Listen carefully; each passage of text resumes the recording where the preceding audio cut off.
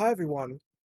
No mystery today. We're covering the expression robbing Peter to pay Paul. The meaning of this taking something like money from one person to give back to a different person, settling one debt by incurring another.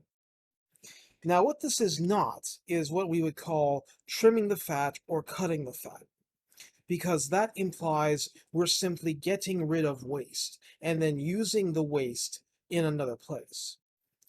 But instead of fat, robbing Peter to pay Paul is more like you're cutting into the muscle and the bone. You're cutting into necessities. You're cutting deep and inflicting damage in one part so that you can decrease damage and improve things in another part.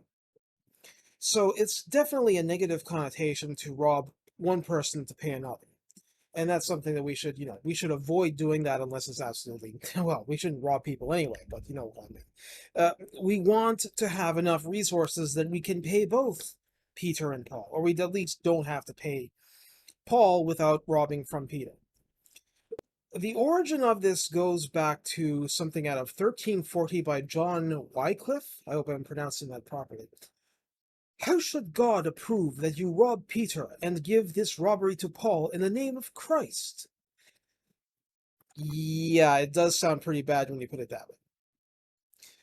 So the implication is that you're doing something bad, and if you're doing something good by giving the money to somebody else, you're still beginning by doing something bad.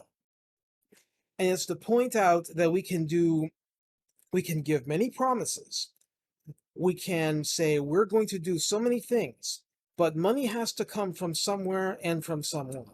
So snapping our fingers and just saying, oh, the money will be there magically. It doesn't always work like that. Resources can be limited, and when they are, you have to be careful not to rob Peter to pay Paul. We want to have the resources to deal with both, and to not have to sacrifice something or somebody. Anyway, that's today's video. Take care.